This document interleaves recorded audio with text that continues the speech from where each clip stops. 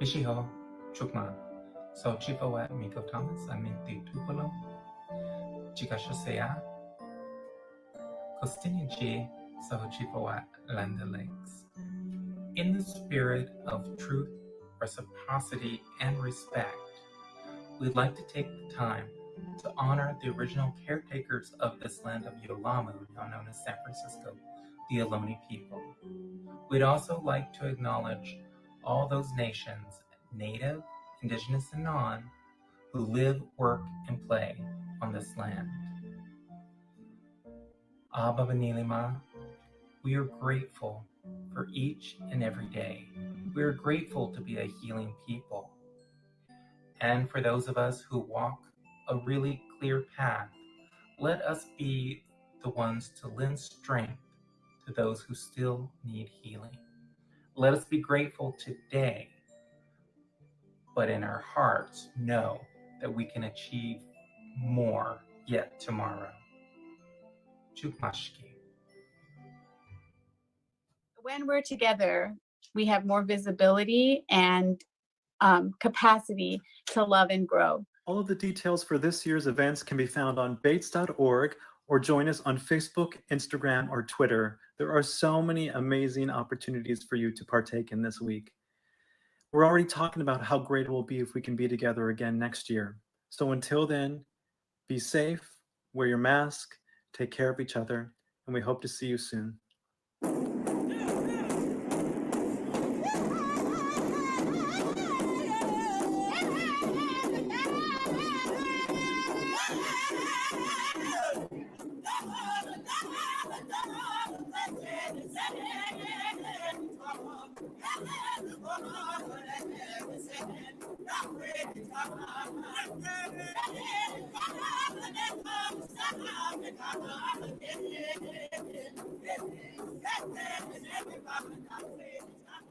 Hints J, greetings and welcomes relatives. My name is Roger Kuhn. I'm a member of the Porch Creek Nation and a member of the Bay Area American Indian Two-Spirits. This year it is my honor to serve as one of the co-chairs of our 10th annual Two-Spirit Powwow and our first virtual powwow. I am pleased to welcome you all to a panel discussion called Two-Spirit Futurism, where I have the pleasure to be with a few of our former head dancers over the past few years of BAAIT-S. This morning, afternoon, wherever you may be watching today, we are joined by Sheldon Raymore, Jenny Davis, and Justin Goggles. Please introduce yourselves, and we'll start with Sheldon. How Sheldon Imachiapi, Hohoju Oyanke Lakota Oyate Mataha. Hello, good evening. My name is Sheldon Raymore, and I come from the Cheyenne River Sioux tribe, and I currently live in Philadelphia. Great. How about you, Jenny? Jogmas Hochifo, Jenny Davis, Chikashashaya, Oklahoma Mitali. Hi, everybody. My name is Jenny Davis. I am a citizen of the Chickasaw Nation. I'm originally from Oklahoma, and I currently live in Urbana, Illinois. Great. And how about you, Justin?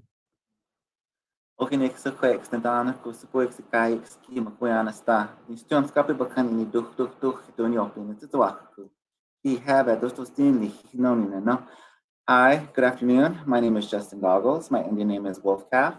I represent the Blackfeet and Northern Arapaho tribe. I was born and raised in Browning, Montana. I'm currently living in San Lorenzo, California. Thank you all. And this call is coming from me today from what is traditionally Pomo territory up in what is now known as Guerneville, California, which is about an hour and a half north of the San Francisco Bay Area. So it is really a pleasure to be with you all this afternoon. I have, for the past 9 years, I've been one of the organizers of the BAAIT-S Powwow, and every now and then I'll get to run to the arena and check out the dancing. So I've seen your dancing, and I'm just really curious to ask you all, what is it that got you started in dancing, in particular in powwow dancing? And we can just popcorn style this, whoever would feel like to go first. What is it that got you started in dancing? I guess I can go first. I grew up on the reservation in Browning, Montana, Blackfeet Reservation. I spent a good portion of my time there, but also in Canada. I have lots of relatives in Rocket. Actually have dual enrollment. But part of what inspired me was it was a family tradition. So lots of what my family did, it was passed down. Some of my family members used to dance in Glacier National Park when the trains started first coming through. But because we were a huge band of people, we actually have 4 bands for the Blackfoot Confederacy. We used to come together during certain times, and we would dance after Sundance, or we would dance during, you know, the winter time. We would have our round dances, or different during celebrations, you know, the different seasons, the different festivities. So that's kind of how it started, and it slowly started going into the different styles. I danced the traditional style, the prairie chicken style, which is the kitoki style, and that traditionally comes from the Blackfeet people, which mimics the prairie chicken or the sage grouse or the greater sage grouse. And so part of that was something that I was taught to. So it was something that was instilled to me from very, very young age. My parents actually danced. My mom was a fancy dancer, but she was also a traditional dancer. And my dad was a grass dancer. And he actually met in a powwow in Canada a long time ago, many, many, many years ago, when I still had VHS tapes and they would record it. Back then, they didn't have any jingle dress dancers in the state or in Canada where I grew up. It didn't come until like the late 80s, I believe. So part of that was just, it was a lot of my traditions. You know, my grandpa was a drum maker, my grandma was a beater and a sewer, and they all taught us those types of things. So that was part of what kind of kept me going on. And all of my aunts and uncles dance. And so that was just something that was just instilled in us at a young age, is that, you know, we dance, we celebrate, we take our time, we make our things, and we do things in order to do that. So, but I would say my hugest inspiration was probably my uncle Jamie Michelle Spotted Eagle. He used to dance fancy war dance, and I loved the way he danced. And so when I first started dancing, I used to dance fancy at a young age. And that was like the major thing that I wanted to do, was carry on that tradition. And then as I got older and I got into men's, that's when I started carrying on tradition of my great grandpa, Sam Spotted Eagle. He was a chicken dancer. And so I'm the oldest grandson, as well as one of the only boys in my family. So it was carrying on that tradition that, you know, it gets passed down to things, and those are the things that we do as part of my family. So that's sort of what inspired me and kind of kept me going. So a lot of traditions and a lot of things that were instilled in me at a young age. Is your family still dancing? A lot of your family members, they still dance, Justin? Yeah, actually, I'm working on recreating a dress for my mom. It was my great-great-grandma, Mary Spotted Eagle Shirt Chief. That was her dress. And so I actually have her old dress. You know, it's very wore out and it's very pieced together. So what I'm doing was I just decided, instead of trying to fix that up, what I'm doing is I'm just recreating it so that way my mom could wear it. So I'm doing everything with that. So, you know, the dress, the all the hair ties, moccasins, leggings, bag, all that stuff, because my mom wants to go back into it. And so that was something that I wanted to do for her as well. And then both of my sisters, they no longer dance, but they still have all of their stuff. And then we all teach all of our, you know, nieces and nephews, you know, cousins, all of them, they all dance too. So I know I take care of my boy, Jaron Goggles Lair. He dances. So that's just something that we keep going. So they all have their own stuff, and we continue to try to teach them, you know, like, it's more than just dancing. It's more than just competition. Like, we're doing it because, you know, this is what we do. So yeah, so we try to keep that going. Beautiful. You know, Sheldon, as Justin was talking, it reminded me a bit. So after this panel, when it actually airs on the 2nd of February, we're going to be showing the Two-Spirit documentary, which Sheldon is featured in. And there's a beautiful story in there about you and your mom, Sheldon, that I was incredibly touched by. I've seen that documentary about 3 times now, and I get really, really moved every time I see that. So I'm curious to know if you can share with us a little bit, Sheldon, about your journey in coming into powwow dancing. Sure. My mother was part of the Indian relocation program, and she moved out to the Bay Area. We settled in San Jose, California, and she would take me to the Indian Center there in San Jose. And there was a man at that time, his name was Stan Clancy, and he was like, he did like Oklahoma style Southern fancy dance. His son did, but he was a drummer. And he used to let me borrow his son's regalia, because his son was, you know, much older at that time. So he didn't fit the regalia anymore. So he used to just have, you know, he would dress me and take me around to the different the powwows that were going on in the Bay Area, but also the different performances that we would do. And where I actually would say I learned to powwow dance is PBS ran a special It was with the Native American Dance Theater. And we had it, and speaking of VHS VHS tapes, we recorded a portion of it, but it was only the portion of the fancy dancers.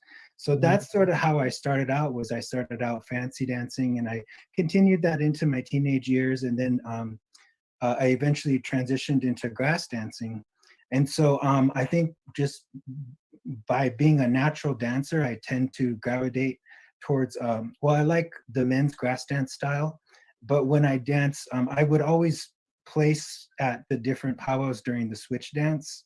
And a lot of that was the fancy shawl, and that was just from the footwork and, you know, the spins. And at that time, there wasn't so much flailing of the arms like the dancers do today. It was a lot of a different style, you know, like I remember seeing a lot of the women holding their hips when they would dance fancy shawl. So it's evolved, and it's a totally different dance today. But definitely, I like the contemporary styles of the fancy shawl. So I tend to do both. But what I loved about BAAIT-S is that BAAIT-S allowed that space for me and my mother to dance together, which would probably never get to happen at another powwow. So so that's kind of my story about that. And my mother grew up dancing. She was taught by her grandmother. So on my mother's side of the family, we come from powwow dancers. And so that's sort of just growing up. My mother used to send me to the drums and record, you know, with the tape recorder. And so we would have those songs. And so that's sort of my story of, and I went back to the reservation. I graduated on the Cheyenne, I went to Cheyenne Eagle Butte High School, which is in South Dakota. And when I was back there, I had to learn some of the dance styles that they do back there that they don't really do like in the Northwest where I lived. So that's sort of my my history with dancing. Is I've done a lot of traveling with it, and it's taken me to really wonderful places and allowed me to meet a lot of wonderful people. Excellent, thank you. Now, Jenny and Sheldon were head dancers the same year. That was back in 2015, I think we determined, based on the shirt that I'm wearing, which has Sheldon's image on it. It says 2015, so that was at the Cal Palace in San Francisco. And Jenny, I'd love to hear a little bit more about how you came into powwow dancing. Sure. So I am I'm Chickasaw, and so we are Southeastern, and so we're not actually powwow dancers. We stomp dance actually. So that's more of how, when I think about dancing and when I think about coming together in community, that's kind of what I think of in terms of stomp dancing. But I did grow up in northeastern Oklahoma, and in Oklahoma more generally, where we've got a lot of different tribes and a lot of different customs. So I grew up going to, you know, the Tulsa Intertribal and Red Earth. And in those spaces, they always have the kind of intertribal dances where everybody comes down and dances together. And so it was through just, you know, going to powwows and places with friends who were from tribes that did practice those dances, or even individuals from Southeastern tribes and cultures who had been kind of trained and brought into those traditions through their family or through people they were connected to. So I started to do that, you know, doing the intertribal dances as a kid, even just remembering those big powwows. We have everybody down on the floor kind of dancing together. And so those are really my first memories of dancing at powwows, and then kind of understanding later how, you know, you can dance with the Southeastern regalia and general, you know, steps in the Southern category. So that's how I came into it, was really being able to join a space with communities from tribes who powwow, right, and coming together as a multi-tribal and intertribal space. And I was really excited the year that I was a head dancer. They allowed me to bring stomp dance to the BAAIT-S powwow, and so that was a really exciting moment to be able to do that in California. You know, because of relocation, there are a lot of Southeastern natives there, and so it was really fun to get on the floor and do just a demonstration friendship stomp dance with folks from a lot of different Southeastern tribes. So that's really how I come to it, is a chance to kind of honor the traditions of a lot of my friends, and even, you know, some more distant family who are powwow dancers, and kind of bring our style of, not quite our style of dancing, but at least our regalia down onto the floor, and share that space with everybody. Yeah, that's beautiful. Thank you. I remember that moment because I also come from stomp culture, being Creek, and I was working the info booth like that entire day. And when that moment came, the moment was happening, and I was like, yeah, you know, like in the midst of like I was also selling T-shirts, and I was like just feeling like I really wanted to be there in that moment. So what folks may not know, folks that are watching this may not know, is, you know, BAAIT-S calls ourselves the first public Two-Spirit Powwow. But we're not the first Two-Spirit Powwow. You know, if you've gone to gatherings, Two-Spirit gatherings, you know, we oftentimes get together and dance, and we have our own, you know, small powwows at these gatherings as well. So we say the first public Two-Spirit Powwow. And I want to just ask you all, like, what, if anything, has that meant for you as a dancer, as a Two-Spirit person?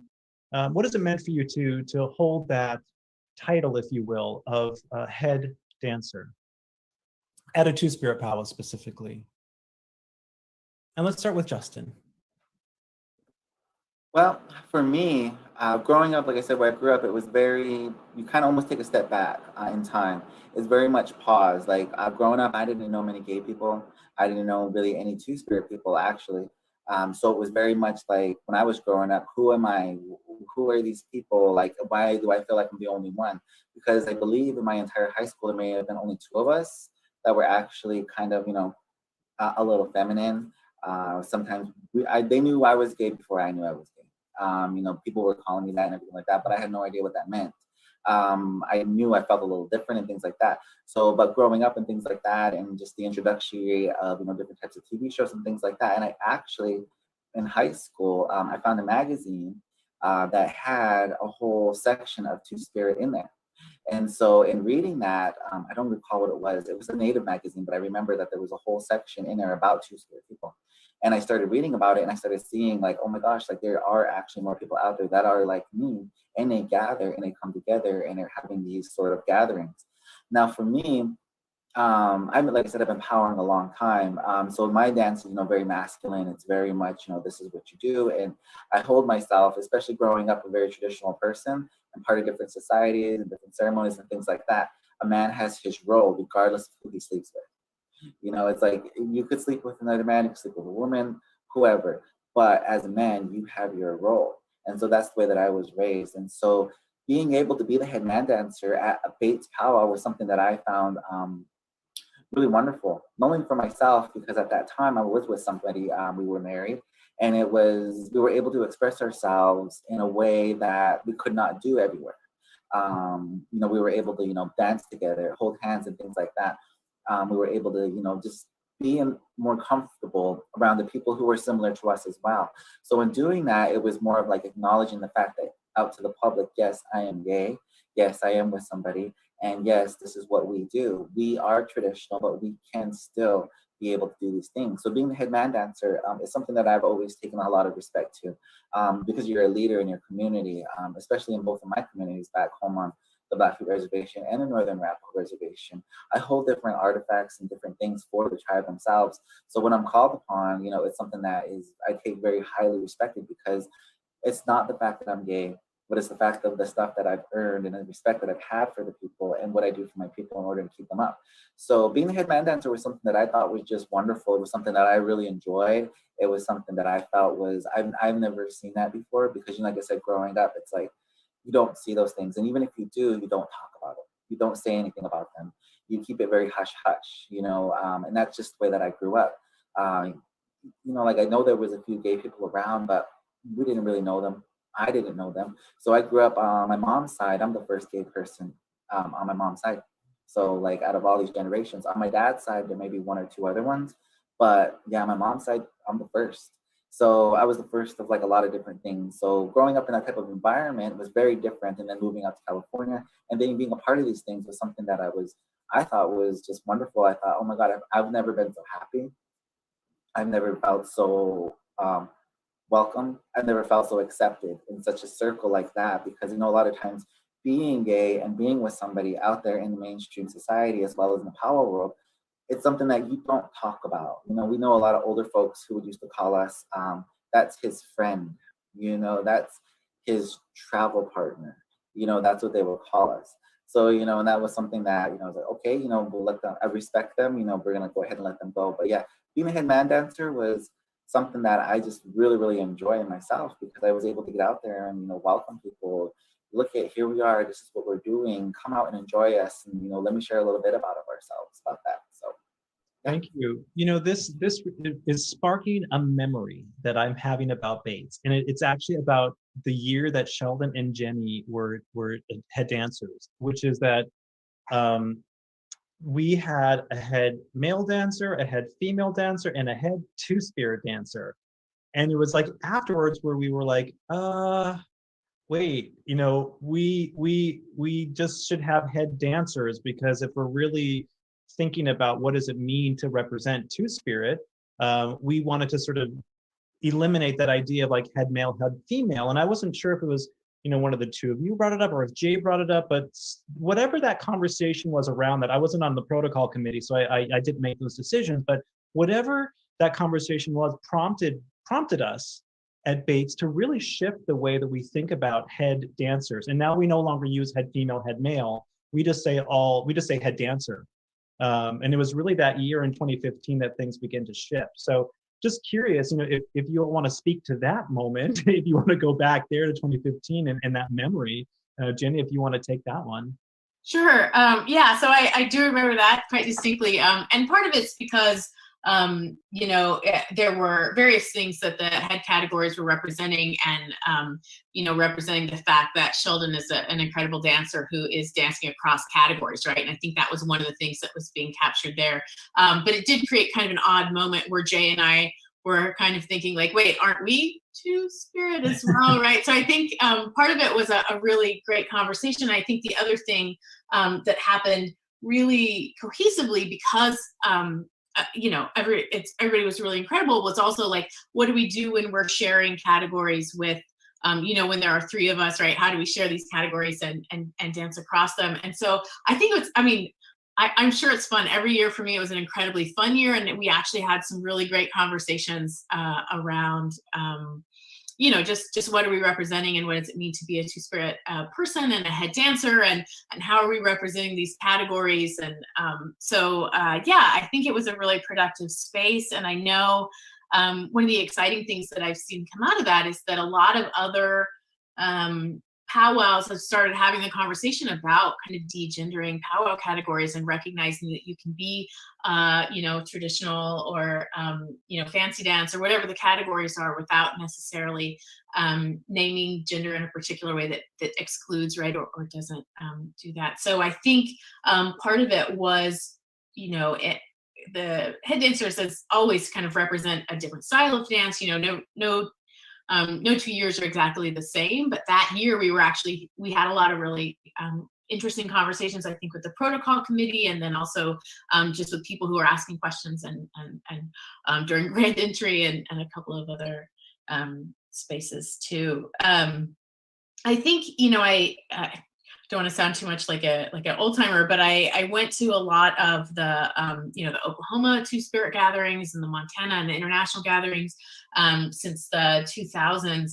And I think what was really striking about the Bay Area, about BAAIT-S and the powwow, is that because it's a public powwow, it is a really different experience.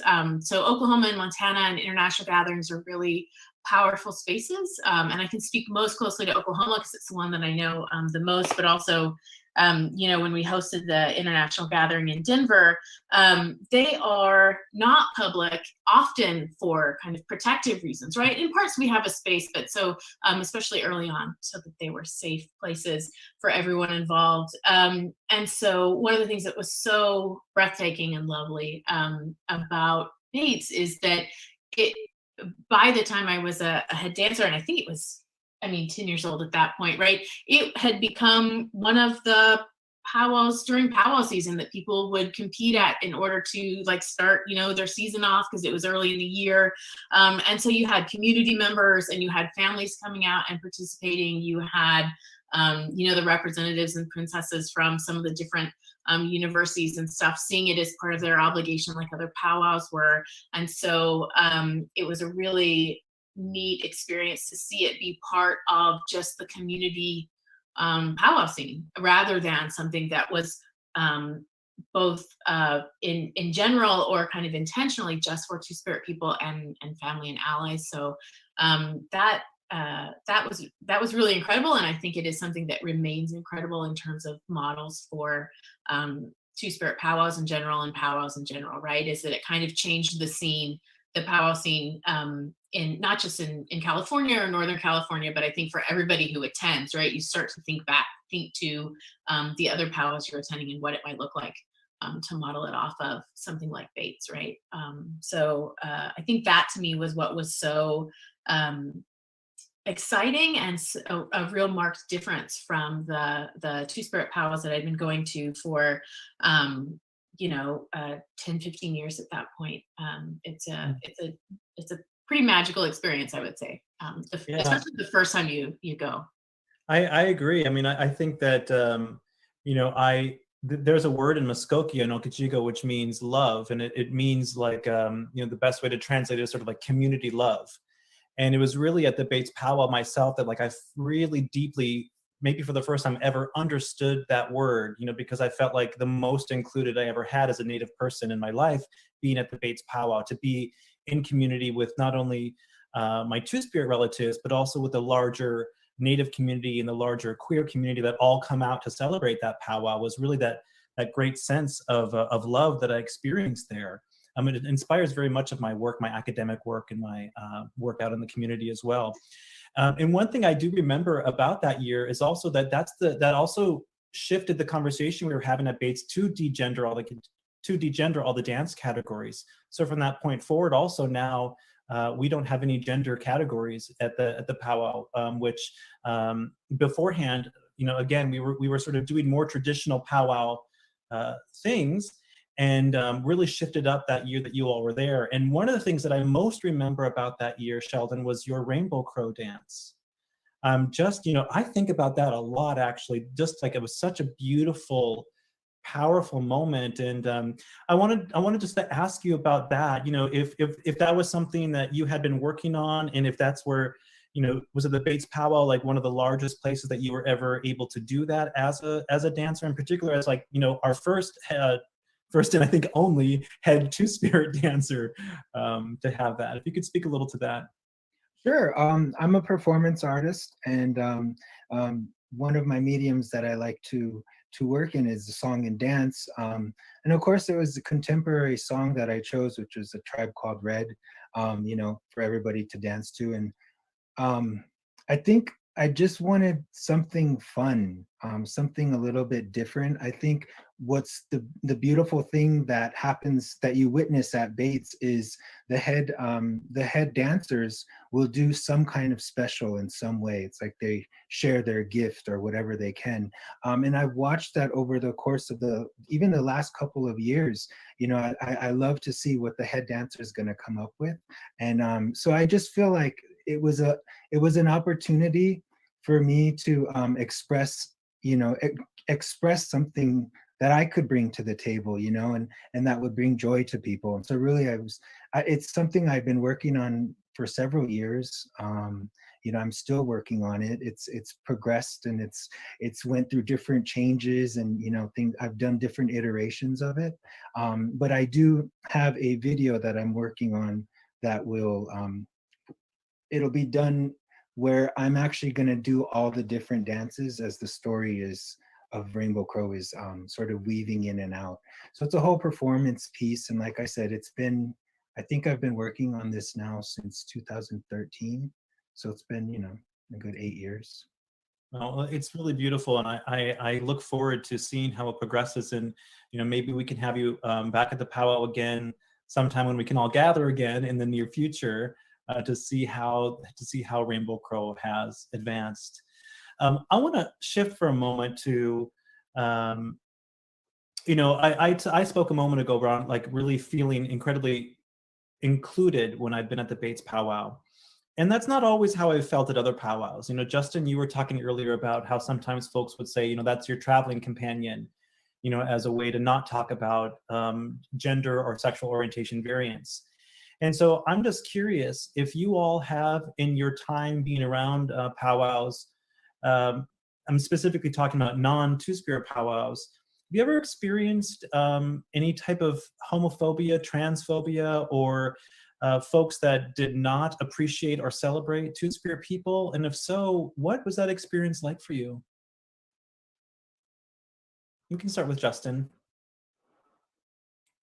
Not particularly. You know, usually people are pretty respectful, actually. It just really depends. It really, really depends.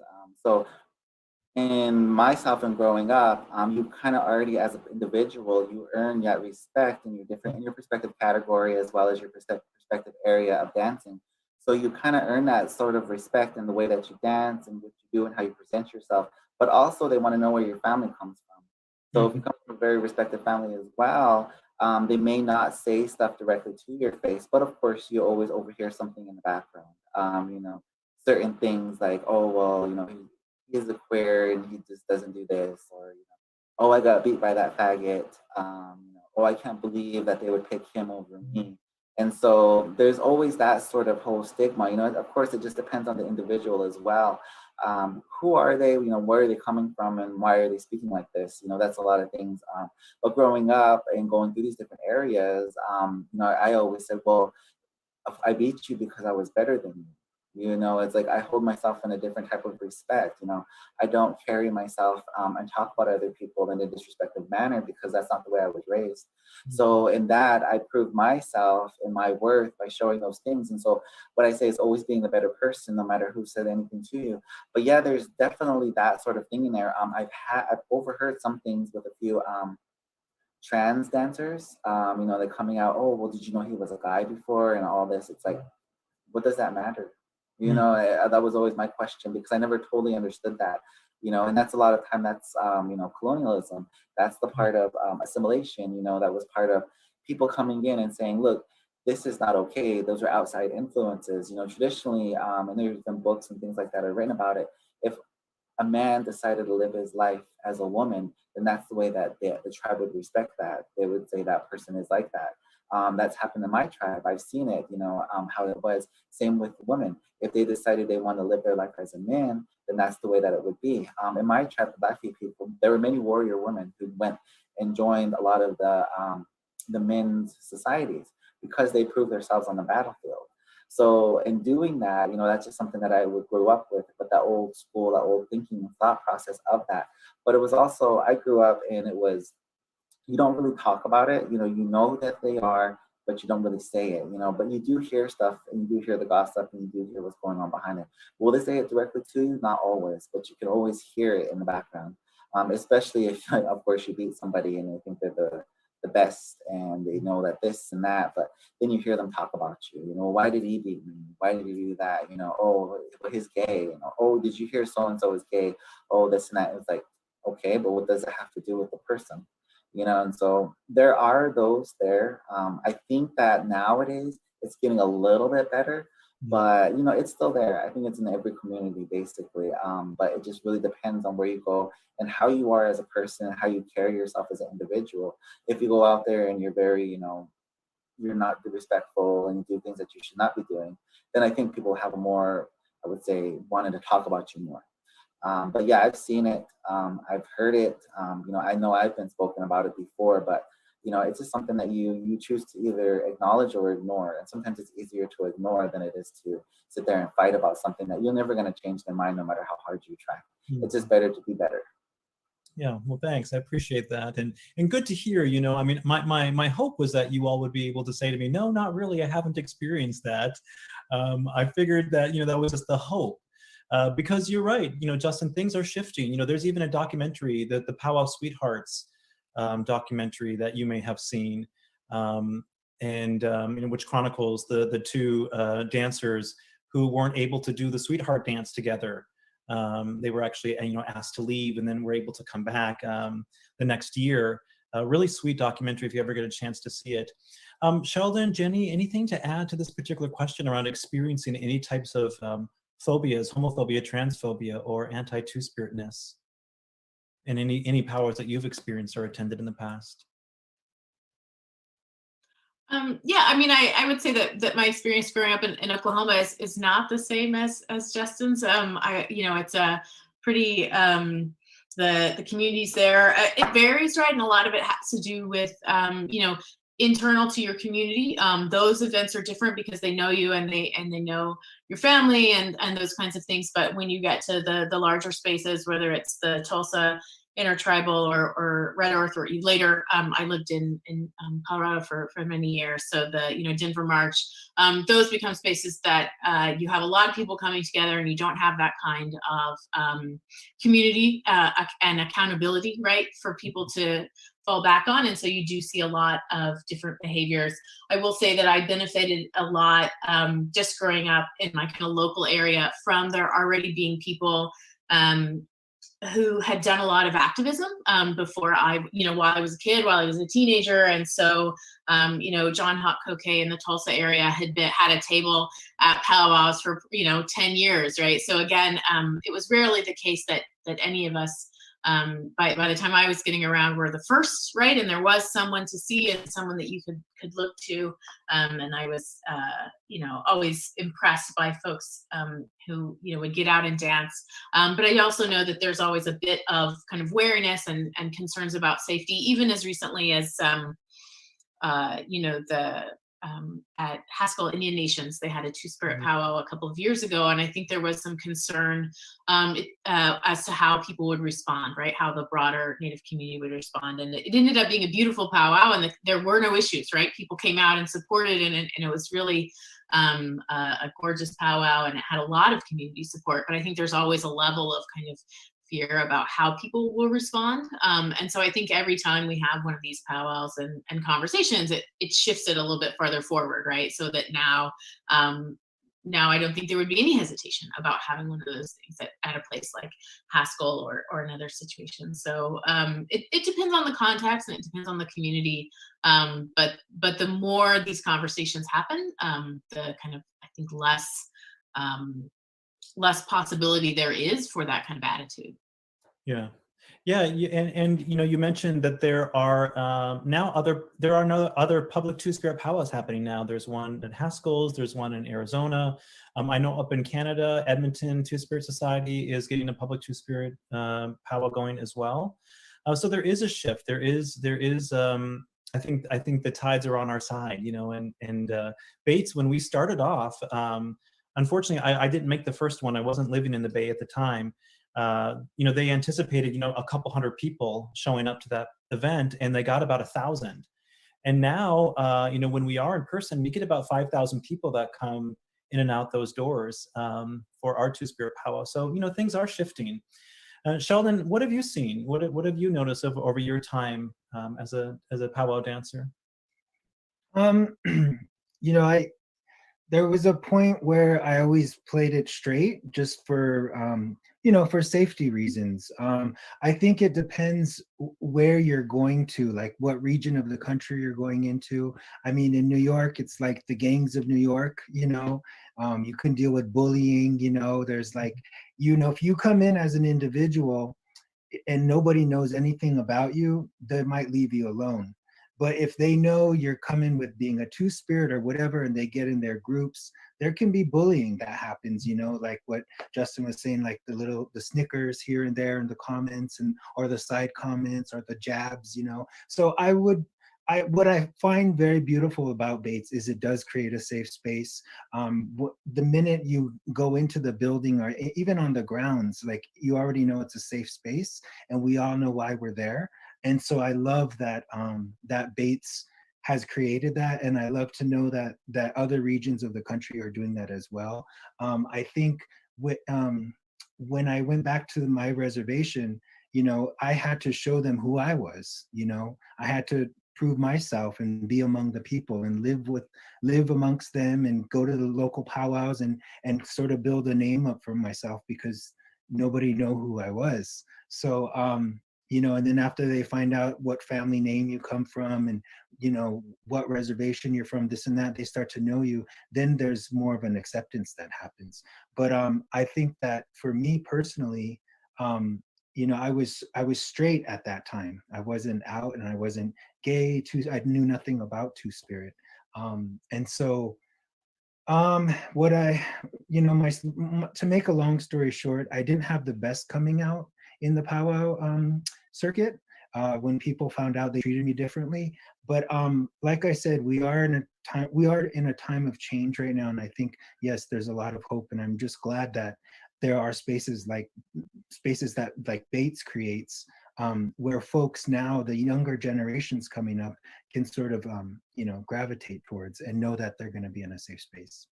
Well, what a great segue to my next question, because I do want to ask you all about what are your thoughts around our Two-Spirit youth. And one of the things that the BAAIT-S Powwow has been doing is now also including, trying to be inclusive of the younger generation as well, and honoring. And in fact, Justin, I think your boy was one of our dancers a few years back as well.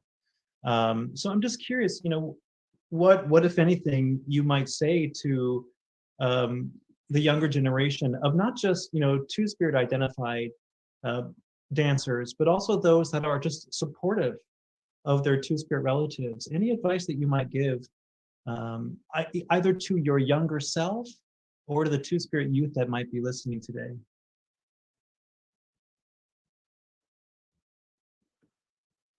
Well, for me, I think I would say as becoming more acceptable now, not only in, you know, just our little areas, but also just in the world in general. Being out, being gay, LGBT, all of that is a little bit more acceptable now. Of course, it was not like that years ago, and of course, like Sheldon said, with the different regions, it really depends on where you're at. But for instance, my boy, he came out and was telling me about all these different things that, you know, he was doing, but it was different for him. When I look at what he was growing up with compared to what I grew up with, completely different. You know, it's he out there in the world doing his own thing, and you know, people accept him and they love him because they like him for him, the individual. You know, that doesn't matter who or what whoever he wants to be with in his life or in the future. I would always say one thing is just to keep being yourself. You know, always be who you are. Be true to who you are, because at the end of the day, if you're trying to be somebody else, you're never going to be happy. You're always going to be trying to make somebody else happy. You're always going to be working or trying to do something for somebody else. So, you know, if I would say anything to the younger generation, look, it may get hard depending on where you're at, but nothing worth getting is ever easy. And, you know, we can say that all the time. And that's what I tell my mom. That's what I tell people every single time. Like, if it's really worth something and you believe in it truly, then you're going to fight for it and you're going to do whatever you can to make sure that you're able to be who that is. Now, for me, I've always been who I am. You know, I've never hidden it, but I've never actually went out there and said, oh, this is who I am. Not until a little bit later on in life when I started seeing, you know, like, look, it is okay to be who I am. It is okay to be gay. It is okay to like men. It is okay to do these things, you know, be a little bit feminine. You know, I love the color pink. Like, I wear it all the time. You know, that's something that was always acceptable. You know, some guys, well, why did you wear pink? You know, why do you wear these colors? It's like, now I don't care. You know, it's like I wear what I want to wear because I want to make myself look good. I want to look pretty. I want to feel good, not only on the inside, but I also want to look good on the outside, because what I project is try to be a little bit more self-confident. And that's something that I would always tell people, especially in the powwow world and in the Native community.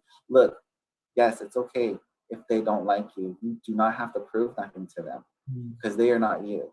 You know, you are you, and there's always somebody out there that will support you no matter what it is that you do. And that's what I tell my boy. I always told him, who am I to tell you how to express yourself? If you're not hurting somebody and you're doing something that makes you happy and you enjoy it, then you do it. Because he's into makeup. He loves makeup. He loves doing all that stuff. And I support that. I would never say, don't do that, because that's what makes him happy. And so that would be something that I would tell people, look, you may not get the support that you want now, but there are people out there that will support you. You know, just like BAAIT-S, just like the different people here, you know, people that we're talking to right now. We're all supporting somebody. We all love these people and we want them to be the very best that they are. We bring our own gathered experiences together and we're making it a community and saying, look, we're here to support you. What is it that you need from us? We can help you. You know, there's always that look. And that's what I would tell somebody, you know, coming out or going into the world or trying to figure out who they are. It's like, be who you are. Because at the end of the day, you are the person that you have to spend the most time with. And you have to love yourself. So that's something that I would always tell somebody, or at least try to portray in some sort of way. That's beautiful. Thank you. How about you, Jenny? Anything that you would like to share, or you know, when you think about our Two-Spirit youth, what comes to mind? Sure. I will say that, you know, one of the things that's always so exciting to me is that each new kind of generation and 5-10 years that goes by, the Two-Spirit youth that come in, they pull and they push and they drive us to, you know, that it's more inclusive. It's actually expanding what we're thinking about Two-Spirit can be. It's taking us in new directions, and I think that's always very exciting. And so I think one piece of advice is that if people are being told, you know, held back or kind of told that they shouldn't be doing things that way by someone who's, you know, older, or telling them it's not traditional, right? I think there are reasons to kind of just listen to yourself and know that probably, you know, you're pulling us closer to where we need to be, and that's always a very exciting thing. And I love how fearless and powerful our Two-Spirit youth are. Again, every generation, I think, takes what has been made available before and just takes it in new directions, and so run with it. And I suppose in terms of advice, one of the things that I found to be true for almost everyone I talk to is that you know, that if you know, when there are questions and if there's doubt and moments when we kind of lose faith in who we are, we're trying to find out who we are, right? That's not always an automatic thing. That there are answers in our cultures and in our communities. I'm a language person. I'm very passionate about that, but I know that you know, whether it's dance or art or language, that there are ways to find ourselves and understand where we fit. And who are supposed to be in those processes, and there are ways to connect to community, whether you've kind of grown up in the middle of community or coming back, right? I think that those are places to really connect across some of the things that might make us different or feel different from other people that we're talking to in the community. And so, you know, that can be a really powerful way to ground yourself in who you are and who you want to be, is through those cultural practices. And some of those are traditional and have been around for a long time, and some of them are contemporary, right? So it doesn't have to be one or the other, and it doesn't have to be a narrow definition of things, but that's a place to really understand who you are and to also show who you are, right? They kind of do both things. And so I think it's a very powerful tool and approach for anybody who's still trying to figure it out, or who is kind of working towards those goals, right? The danger of colonialism is it masks a lot of those things, right? And people have worked for a long time to separate us from language and culture and place. And so reconnecting to all of those things is also part of reconnecting to our gender and our sexuality and kinship, right, in our communities. Yeah. And so to any degree that's possible, then I think that is always powerful and healing. Yeah, I definitely agree. I'm thinking a lot too, as you and Justin were sharing, like, you know, even the role that technology plays now, even the fact that we can even have this call, we're all in different parts of the world right now. And, you know, Sheldon, I think you do this really well in your art. You know, you sort of bridge this contemporary traditional world by, you know, creating characters, by creating videos and music. And, you know, how do you see that might be shifting for the youth in terms of like just the access to social media and, you know, being able to find out about your work, you know, online? That, you know, I always send my students to check out Prepahanas. And we have a little, in my class, we always have a little Prepahanas section. So I'm just curious if you can speak to even that role that the media and social media is playing for Two-Spirit youth today. I definitely think that it allows that connection to happen, which is great. I think, you know, in my generation, we didn't have that, you know, you had to meet in person, you know, so there's a lot of advantages that they have, you know, to not be so alone And I think that that's great, you know, that they have that access to community.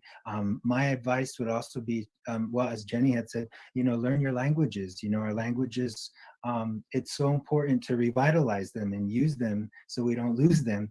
And in those languages, there's the stories, and even in one word, there's a story to that word, and it's what connects us to our culture. And so I would just say, you know, take some effort and time to go to your people and learn some of your language, learn some of your stories from your tribe. Go to your lands where the land can talk to you, you know, and you can connect to that land and make memories with it. So that's really my advice as far as that goes. I appreciate that. You know, the idea of this call, like one of the reasons why I wanted to name it Two-Spirit Futurism is because I've been really interested in this idea of indigenous futurism, which, you know, really speaks to the idea of returning to self, you know, and I think you spoke, Sheldon, around this idea when we return to our culture, our language, our land, if we can, our elders, you know, our stories, we have a different way of connecting to who we are. The mission of BAAIT-S is to restore and recover the role of Two-Spirit people. And, you know, one of the ways that we think about that, we had an exhibition a few years ago that was curated by Amelia Vigil and Ruth Villaseñor and myself, that was really about celebrating returning to the circle. And it was a 20-year retrospective of BAAIT-S. And so I want to ask you all about that idea. You know, amongst many of our cultures, we have that shared idea of the hoop or the circle and the power that represents in indigenous communities.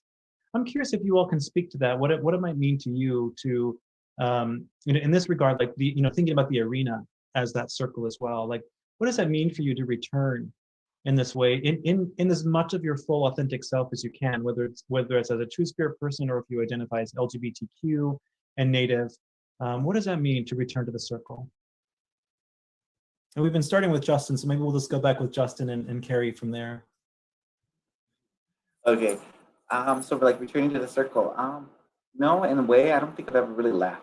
So I'm not too sure, you know, when I would think of something like that, when somebody leaves for a while and they leave the circle, there's always a protocol, of course. There's always the same protocol. Like you go to your people, you talk to whoever you need to talk to. In one of my tribes, on the Arapaho side, you know, you go and you talk to the 4 old men. You tell them what your purpose is, why you left, what you want to do, how you're going to do that now. And what they do is they give you a direction of what you should do, how you do that, and what you need to fulfill. Because ultimately, what you're doing is when you return to the circle, you're returning to an area where you're not only helping yourself, but you're helping the people. So whatever you're doing, you're making it out. Because in a lot of our native tribes and everything like that, it's not based on individuality. It's based on the concept of community. How is it that you're going to help your people? That's the way that I was always raised. What are you going to do to give back to your community? That's why we have giveaways. That's why we take care of everybody. Yes, of course, sometimes we deviated from that a little bit here and there, but that concept is still there. No matter what tribe or what reservation you go on, you can pretty much go on any area and somebody will always take care of you. And they'll always make sure you're taken care of. So when you leave that circle, you know, whether that's due, you know, sometimes it is in fact due to drugs or alcoholism. They leave that circle, you know, they walk away from it, they turn their back on that. And that could be something as far as, you know, some of our ceremonies and the way that we do things. When they do that, but then they find themselves and then they come back. And what that means is that there's always welcome. Like that circle's always there, no matter which way you take or which way you go or what happens in your life. It's always there and it's always going to welcome you. So there's always that sense of community. Now I know in some aspects, some gay people don't feel like they are welcome in that community. You know, they don't feel like they are welcome in that circle because of their beliefs and things like that, which isn't true. You know, it's like they're always welcome. The circle is a circle. It's for everybody. You know, it's not just for, it's for certain people. Of course, some people make it out to be like that, but that's not the truth. You know, the circle is there for everybody. And so when I think of like returning to the circle, it depends on what aspect that you're looking at it in. For myself, when anytime I've ever left the circle for a little while, say for instance, it might have been to mourn somebody's death, or I had to step away for a little bit because I had to take care of my obligations. When I left, I always came back and there was always somebody there to welcome me. You know, whether it was my uncles, whether it was my aunties, relatives, friends, whoever. But once you leave, you're going to be missed. You know, you are missed. They miss that individual, no matter who it is, because that individual person brings something to that circle that nobody else has, and that's them. You know, and so that's something that was always instilled in me as a young age. Like, yes, even though you may leave for a little bit, come back, because this is where you're going to be whole. This is who's going to take care of you, and this is the community that you live in. And these are the people who love you for who you are, no matter what it is. You know, that's the way that I always think of something. You know, the circle's always been there for me. It's taking care of me, and I've taken care of it. You know, like I said, growing up in the powwow world for me was something like, if I didn't make it to the next powwow, there was always a way that somebody would help me to make it to the next powwow. If I didn't make it to the next ceremony, there was always somebody else there that would take over, and then I would be able to make it to the next one, and vice versa. You know, I would always help somebody if they couldn't make it, if they couldn't get there. So it really depends on what aspect that you're looking at it in. But when you say returning to the circle, there is that sort of suggestion that you left for some reason. And whatever your reason is, you know, that whatever it is, that's what it is. But the circle will always welcome you back, and it's very forgiving. And there's a lot of people there that will miss you. So if you ever decide that you want to return, then that's totally up to you, but it's always going to be there. You know, it's for everybody. That's the way I look at it. Yeah, no, that's great. You know, I was thinking, Jenny, about what you had shared earlier around, you know, being Southeast Native folk, that we don't have the same, you know, powwow culture that we might see represented in other Native nations, but we have sort of adapted. You know, my tribe has one of the largest powwows in the Southeast now on the Porch Reservation. You know, so I'm wondering, you know, as someone that maybe comes from a culture that doesn't have the same concept of powwow, but we have stomp, which is also, you know, a circle in ways. Like, what does that concept to you? What does the concept of returning to the circle mean to you in that way? Yeah, I think it's there. I have different ways that I think about it, right? And I do think that there are reasons why people leave and maybe feel unwelcome, and are genuinely unwelcome, depending on the moment and community and who they are.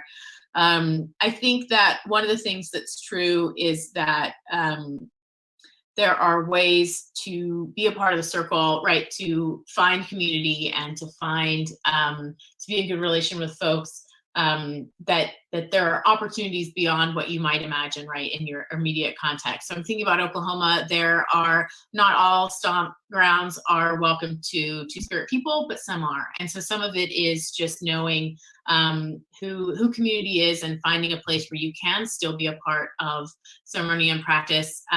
If, for example, you're in a context where you can't go to one, right, to find out where another may be. But I do think that there are important ways of thinking about our practices like stomp dance that are really, really important and really helpful. And I think they counter some of the kind of white Western European ways of thinking about even what it means to be LGBTQ, which is quite an individualistic way of thinking about yourself, right? Which is not thinking, it prioritizes one aspect of your identity over maybe all of the ways you may be connected to people and to community and the roles you might have. So when we think about stomp dancing and where you fit and the arbors, right, and how we organize ourselves, but in fact, you know, our events are multi-days long, preparing for the stomp dance and days after cleaning up, and kind of these are all ways of participating that are often not about who you are individually. And I think that that's something to me that's always really special about stomp dance is there is no kind of individual, it's not competitive and it's not individual, and so you're supposed to be doing these things as a group, and some of those distinctions between us all kind of disappear during the dance, in the sense that we're all coming together to achieve something. And so I think that those, you know, when possible, can be really important ways of grounding yourself and understanding yourself in a way that sees yourself as part of a community, and that recognizes that you have different responsibilities and relationships to a lot of different people that are going to still be true no matter who you are. And that may be ways of being part of community and reminding people that you're a part of community, even when they forget. And so to me, that is important. And then, you know, the thing, you know, I mentioned that one of the things I love about kind of the intertribal powwows, and even at the Oklahoma gathering there, we have an intertribal stomp dance, right? Is that we have lots of forms of community and lots of ways where Native people have always come together, right? At different moments. We would have intertribal stickball games and gatherings, right? Before Europeans ever arrived. And so I think, we have lots of ways of relating to each other, and we're part of families, and we're part of clans, and we're part of tribes or townships. And then we're also part of larger regions and ways of connecting to each other.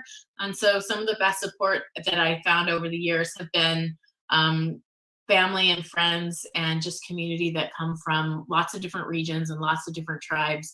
That's not, it's a different kind of coming together, but it can be such an important way of being a part of something and being in good community with people that especially if you're somebody like me who's moved a lot and traveled all over, right? You have to find a way to be in good community with people where you're at, and to be a good guest sometimes, and to be a good member of a new group or new community. And so I think how we think about being in community with each other. And to me, I guess that's what the circle kind of represents to me, right? We come together as multiple families for a stomp dance, multiple families, multiple clans, multiple things. And that kind of is replicated in a lot of other settings where we come together with various types of differences, but we're still going to support each other, and we're still going to find some kind of common ground. And it helps if it's a literal ceremonial ground, but sometimes you can find other ways of approaching it that still find ways for us to have a place where we belong. And so I think that's usually how I approach it. That it doesn't have to be your own community, although that's obviously really important to all of us. Yeah, I think that I really appreciate you bringing in stomp, and talking about that in a way to really, I think it's important that, folks, especially if anybody that might be watching this who is a non-native, to recognize that we all have such varying, indigenous nations have such varying different cultures, that although we all may have dances, we don't all dance the exact same way. We have a guest, so I'm gonna click the admit button and welcome in. I believe this may be Miss Beverly Little Thunder. Hi, Beverly. Still connecting to audio. Hi, Beverly. Hi, I'm sorry. I've just been having trouble getting in. My computer's being crazy. Well, no worries, no worries. I'm gonna ask you a question in just a moment, but I'm gonna pass it back to Sheldon for a moment, because Okay. you mentioned, we talked about after this airs, we're gonna watch the Two-Spirit documentary, and I think that that question I just asked everybody, like about returning to the circle, really I felt inspired by your story in that documentary, in particular that moment between you and your mom. And I'm wondering if you would be willing to just share a little bit about what return to the circle means to you, and then if you can think back to that moment between you and your mom, which is just, again, such a really powerful, beautiful moment to witness. And thank you and your mother for sharing that with all of us. Oh, absolutely. It was an honor to share that moment in our lives with you. And, for me, return to the circle, I basically, when I came out, I was treated very differently on at least my personal journey on the powwow circuit. I was treated differently. So it kind of had me leave the circle for a while, and I stopped dancing, and I don't know, I didn't know anything about even being Two-Spirit. So I would be called growing up Wink Day, which is in our language, our word for our Two-Spirit people. Well, sex assigned birth at male will live as female, but and so it took me many years to come back to the culture, in a sense, by meeting the Two-Spirit community. And in 2013, at one of our regional gatherings, everybody danced me back into the circle, and it was a very special moment. And so for me, return to the circle really just means coming back into the culture in all my essence and all of my identity. And it's about unity and coming together and really creating a human hoop, and the hoop is sacred. And so that's what it means to me. That's beautiful. I see Beverly is just still getting set up. So I want to introduce you all to Miss Beverly Little Thunder. And Beverly, I did put you on mute, so if you could just unmute yourself again when you get set up there. But Miss Beverly was the most recent head dancer at the BAAIT-S Powwow, and also the author of the book One Bead at a Time, where Beverly talks about life experience of being in California, but also experience being in the plains as well. And Beverly, the question that I just asked of folks before you joined this afternoon was, what does this idea of returning to the circle mean to you in the context of healing, community, and powwow? If you have a thought around that. Yeah, I do. And I'm sorry. I apologize again for being late and being so discombobulated here. Happy you're here, Beverly. It's good to see you. Thank you. Coming back into the circle meant a lot to me because I was asked to leave ceremonial circle, some 35 years ago. And I really didn't feel comfortable going to powwows and dancing because I felt like I wasn't welcome. And going to the Two-Spirit gatherings and the powwows there was the only place I really felt at home and felt comfortable. And in Standing Rock, they had a special ceremony in which they invited the Two-Spirit people back into the circle there at Standing Rock. And that meant a lot to me because I never thought I would see that in my lifetime. And it felt empowering. And, coming to the BAAIT-S Powwow and, being head dancer with so many people around was really an honor, for me. And it felt like I truly had come full circle. And to have Two-Spirit drums there and so many Two-Spirit people around me gave me that sense of finally coming full circle, finally being at peace. And at my age, those kinds of things are really important because what it does is also gives me a sense of hope for those generations who are yet to come. Yeah. And as I look back over the last 35 years, I've seen a lot. I've seen a lot of changes. I've seen a lot of growth.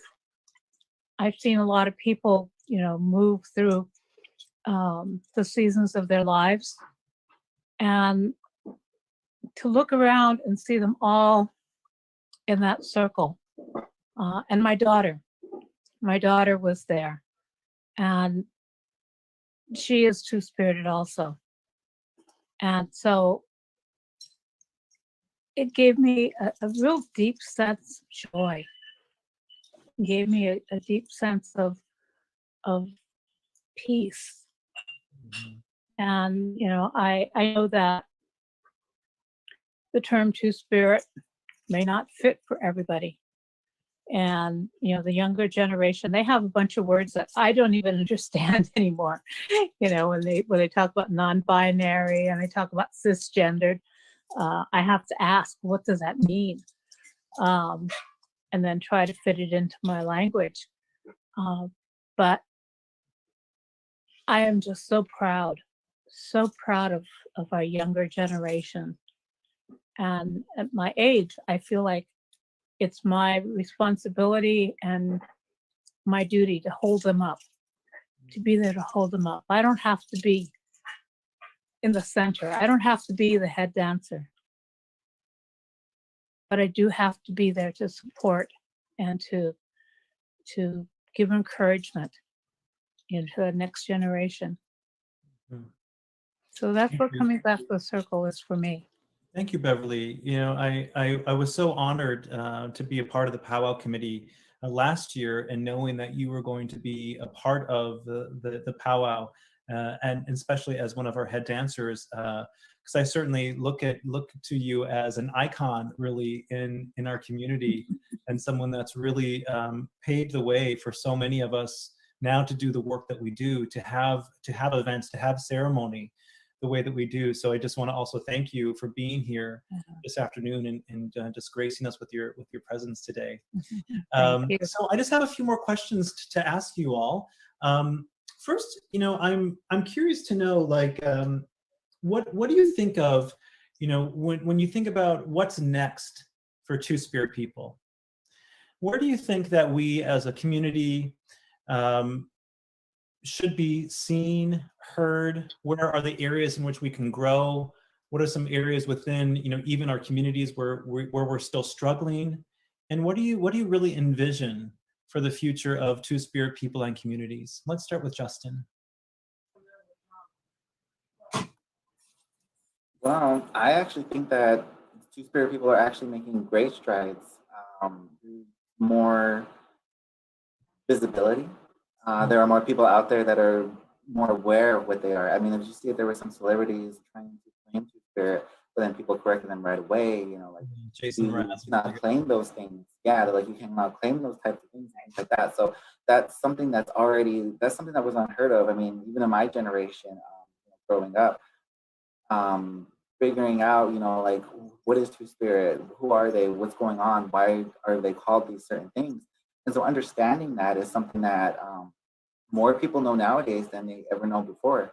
So I think right now they're making great strides. I mean, I know it's not going to be overnight that, oh, bam, it's going to be a huge thing. But as it is now, having these open public events for public, to people coming in and understanding what it is to be Two-Spirit, understanding what it is to be a gay native, just getting that sort of visualization and out there to every community, especially with social media and things like that. So I think that really the Two-Spirit community is making those strides already. If I could say what else they could do better, or what else we could do better, it's just, you know, creating panels like this and going out there and educating people in different tribes about, you know, this, what is Two-Spirit? This is what we do. We are all individuals, but we come together as a cohesive unit in order to make it better for our community. Because even though we are from different tribes, we still all share a lot of the same experiences, and we do know that we need more people to be involved and understand this is what we're going through. You know, it's not going to change unless one of us stands up first. And like you were saying with the two individuals that were part of that sweetheart dance, if they did not stand up and say something, it would have just been looked over. Yeah. So, you know, like, a lot of things are changing, and I think a lot of them are coming to very, very well. You know, the way that things are looking at right now, Two-Spirit is more on the map than it's ever been before. Maybe one thing is just more, maybe perhaps more conferences, more gatherings in the different states and the different areas where sometimes people cannot travel to these areas, like, you know, Washington, Oregon, Wyoming, wherever. You know, it's like getting all of those people to come together and say, look, this is what we're doing, or even having, you know, national conferences for LGBT Two-Spirit people. You know, that could be one way of looking at it. But, you know, also understanding, looking at the resources that are out there, because we all have our individual resources. We're all different education levels, and we all have our different connections. So getting everybody together like that, I think, is something that is wonderful and is making great strides as it is now. So, and I think just keep going the same course, and, you know, just continuously looking at how can we be better, what can we do, and understanding not everybody's going to accept it, not everybody's going to like it, but that's okay, because what we're doing is something good and something better for everybody else. Mm-hmm. Thank you. And Jenny, I know for folks that may not know, you also have an academic side, and I'm really curious, you know, as an academic to another academic, you know, what do you think, you know, the study of, you know, of sexuality and Two-Spirit people and Native sexuality is I think also making great strides as well. And I'm curious, in addition to however you'd like to answer the question, if you want to throw in an academic spin to this as well, like, how do you see the field of, you know, English or poetry or even sexuality studies or even Indigenous studies shifting due to the greater inclusion of Two-Spirit people and ideologies?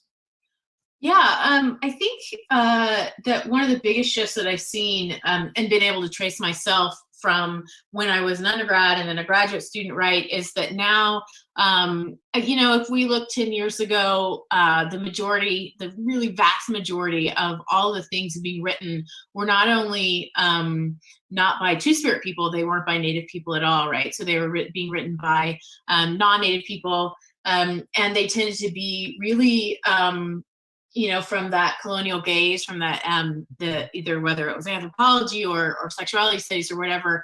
So it tended to be really exoticizing. It tended to be really reductive, right? So people, all natives are the same, or they would pick one group and hold them up as though everyone was like that one group. And then also, I think really reductive in who was included and how they conceptualized it. So, one of the things that I work on is thinking about the history of the Two-Spirit movement and some of the others, and the importance of recognizing that, a number of the early Two-Spirit societies were really limited in who was involved and what their scope was, because they were funded by the government that defined it like AIDS activism, right, by men who had sex with men and were really limited. And it's really been through the shift of Two-Spirit people and Native activists that has shifted, right? And so people are able to say, look, our community includes our genderqueer and trans and non-binary are also Two-Spirit, and look at what we're missing when we don't include them. And in the field of academic work, right, there Native people and Two-Spirit people are driving that work as well, and that's always the most productive work. And if somebody isn't Native or isn't Two-Spirit who's doing that work, then they're at least accountable to our community, right? So that we can say, we're going to read this, right? We're going to know. And you can't just write whatever you want about us, and without any kind of feedback or pushback when necessary. And so we have, and that's in every film, every genre and every area, whether it's the creative work of producing poetry and literature and dance and art, visual art, right? That it's not just white people painting natives, it's Native people painting ourselves and painting our communities. And so I think that's very exciting in terms of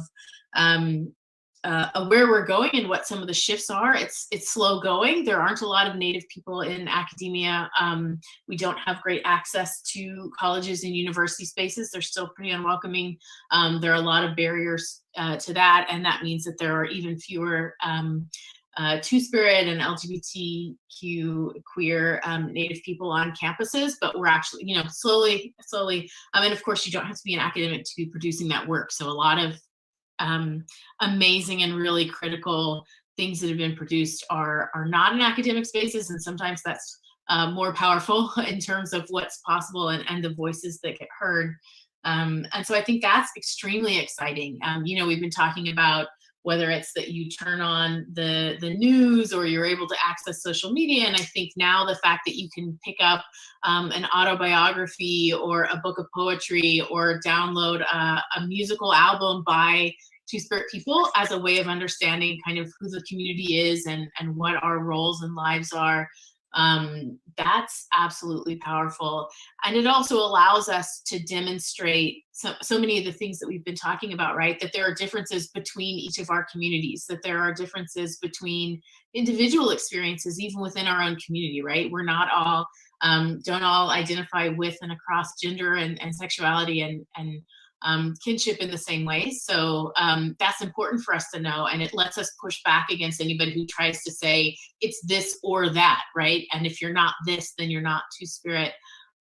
So I think that's really exciting. I think I can only imagine, right, if I was thinking back to myself as an undergrad or thinking back to myself as a grad student, having been able to read that kind of work, having been able to read that kind of poetry. And I think the other thing is that some of that work has always existed or existed for a while, but it didn't circulate in quite the same ways that it does now. And so I think one of the things that BAAIT-S and the Two-Spirit community does really beautifully is that it holds up each other, right? We say, have you read this person, right? Have you looked at this stuff? And so it actually, it holds up people who are doing that work in ways that lets us and anybody who's coming into it find out who we are in better way and a more holistic way, far better than the kind of outside view of things just coming in because it sounded extra exciting to have, you know, queer natives or LGBTQ or two individuals. So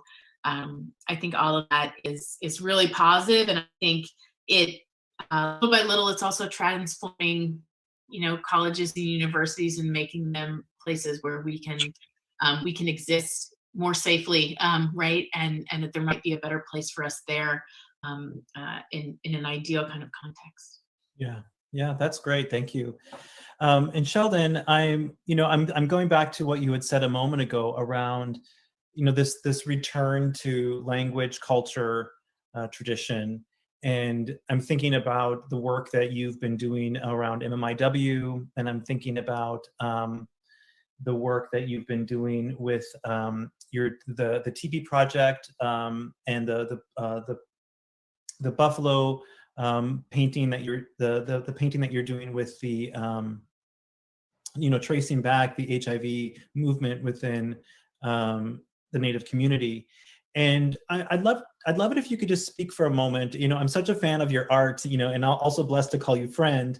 But also just, you know, if you could speak to the way in which, even as an artist, you sort of see and envision, you know, your role as a Two-Spirit person, how you're helping to evolve this dialogue that, you know, Jenny was talking about just a moment ago around how this shifting to, you know, now we are reclaiming our stories, and we're the ones that are sharing that.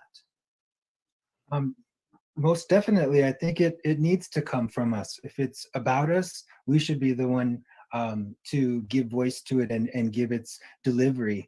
And one of the things I've been studying a lot for the last, I would say the last 5 years, has been the winter counts. And there's so much history that has happened prior to colonization. And you know, some of those winter counts go back to the year 800, you know, 8 Common Era. And so there's a wealth of information there. And even to read the translation of how they translated it from the Lakota language into English. And so how that sort of changed too. So words are very important. Language is very important. And so it's allowed me to go back and learn a lot of history that I didn't learn, you know, that wasn't taught, and always trying to modernize it in a way that's still respectful, but is a way to translate it into today's world and to speak to the younger generations so that they don't lose that history, we don't lose that history, but to keep them interested in it. And so always trying to find creative, new ways, inventive ways that will engage them. And I think that's super important. Like I say, language, culture, your history, all those things are super important, and we need to keep them or we're going to lose them. And unfortunately, living on the East Coast, I've seen many nations that have lost a lot of their history, a lot of their language, a lot of, you know, their wisdom keepers are no longer with us on this planet. So anyways, long story short, I just think it's important for us to sort of go back in the past to know where we are in the present, and then where we're going to be at in the future. Thank you. And I'm really getting that, Beverly, from your book. I'm reading One Beat at a Time right now. It's part of the Two-Spirit book club that I'm a part of.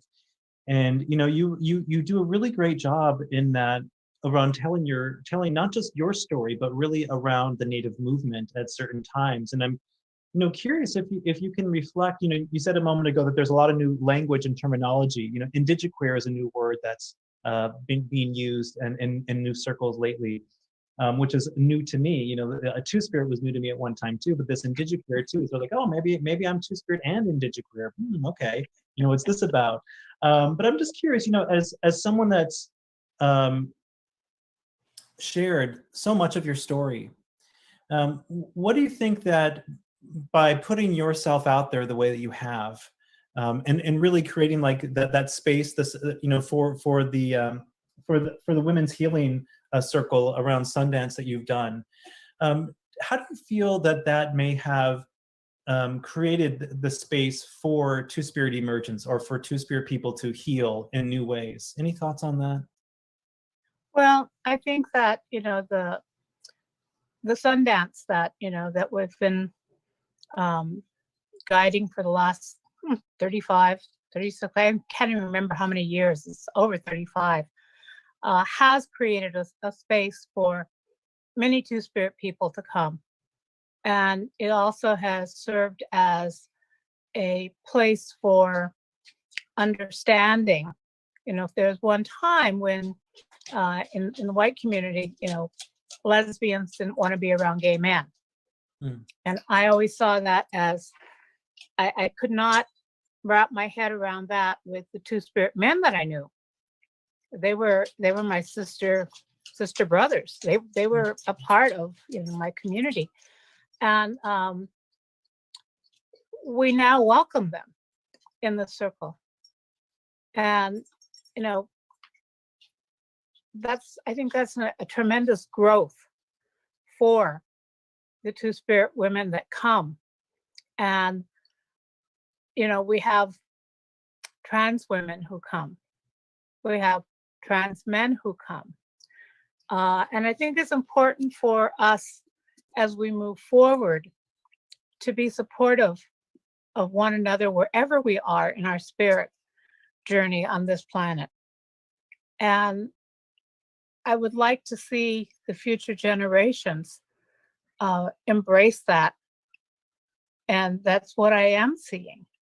I am seeing that those barriers, are gone in the Indigenous community.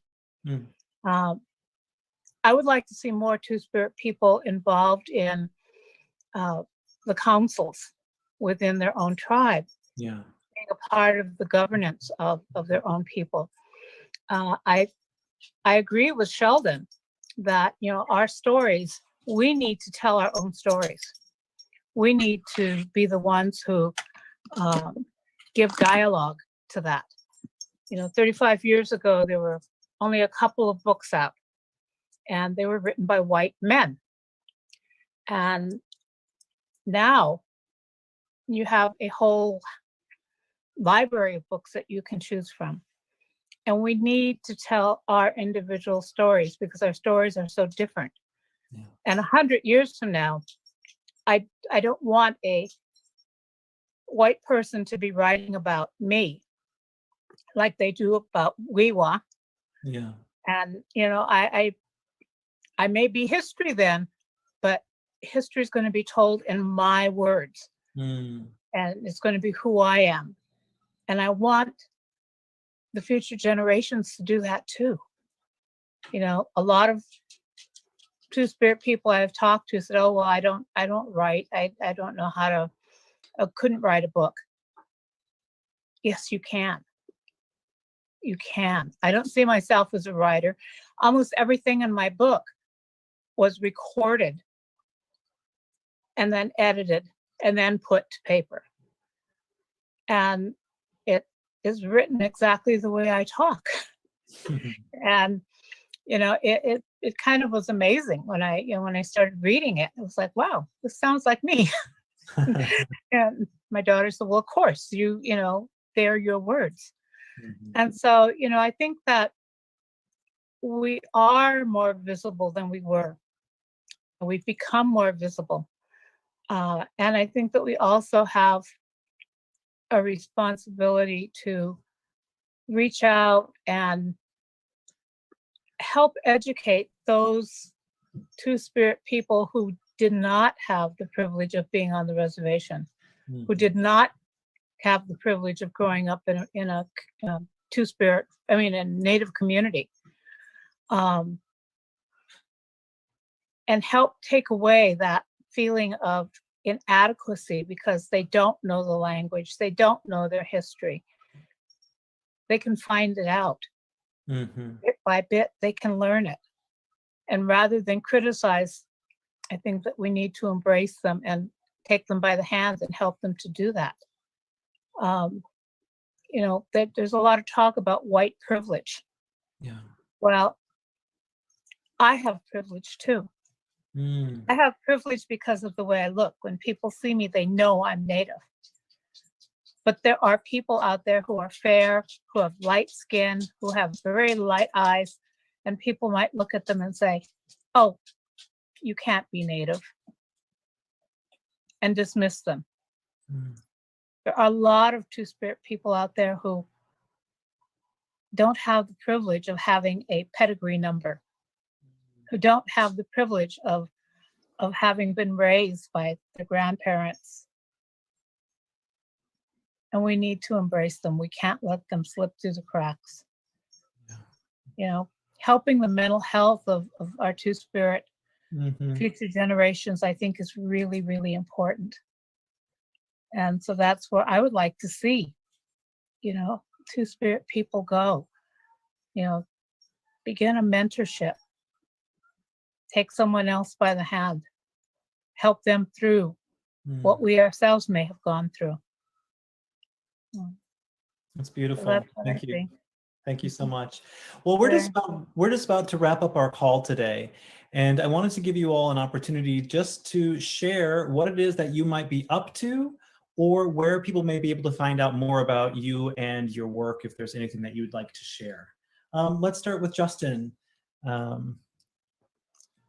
Hey, so, well, I'm living back in the Bay Area now. I am working for one of the Scotts Valley Tribal TANF agency. So I'm overseeing a couple of their programs right now, as well as writing their policies and procedures for their new program. So I'm pretty sure that's going to be my goal for now for a while. Lots of changes going on over there. So that's basically what you'll find me either here, or I also go to the Lakeport office every now and then up there in Lake County. So that's where I will be for now. Really depending on the situation here with COVID and everything like that, that's where I'm going to be. Yeah, so of course I've always worked in social services, so helping Natives and helping Native family youth, that's always been my goal. And so that's what I love to do.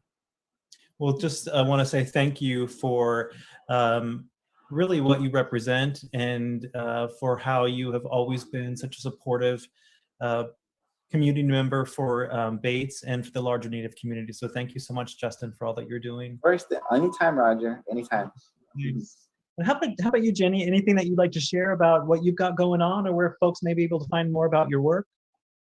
Sure. So, yeah, I am a professor of anthropology and American Indian Studies, and I'm director of the American Indian Studies program here at the University of Illinois at Urbana-Champaign.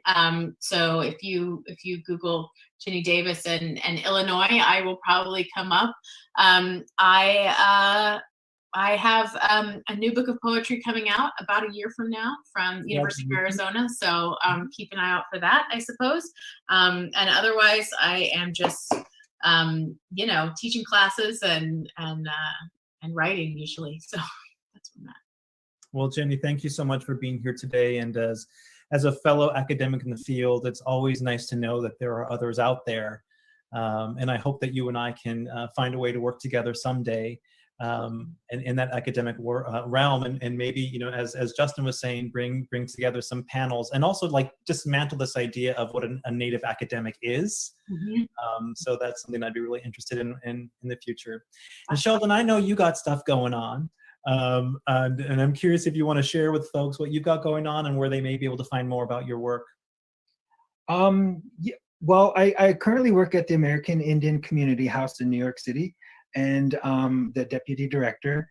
But I welcome anybody to go on into my cyber TP, which is www.sheldonraymore.com, and you can get all the updates and all the stuff, all the things and the works that I've got going on with that. So thank you for having me here today. Oh, Sheldon, you're welcome. And thank you for being our model for the t-shirt in 2015.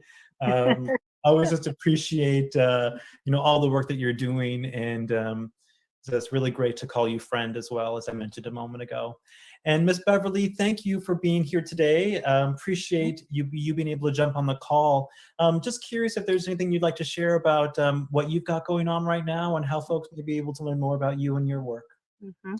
Well, I'm technically retired. And so that means that I now sit on the Native American Commission for Vermont. And I'm working really hard with a couple of people to get some bills passed in the state of Vermont for the local tribes. Like they've got hunting and fishing rights. They don't have to have a license now. You know, we've had Indigenous Day come out of Columbus Day. We've had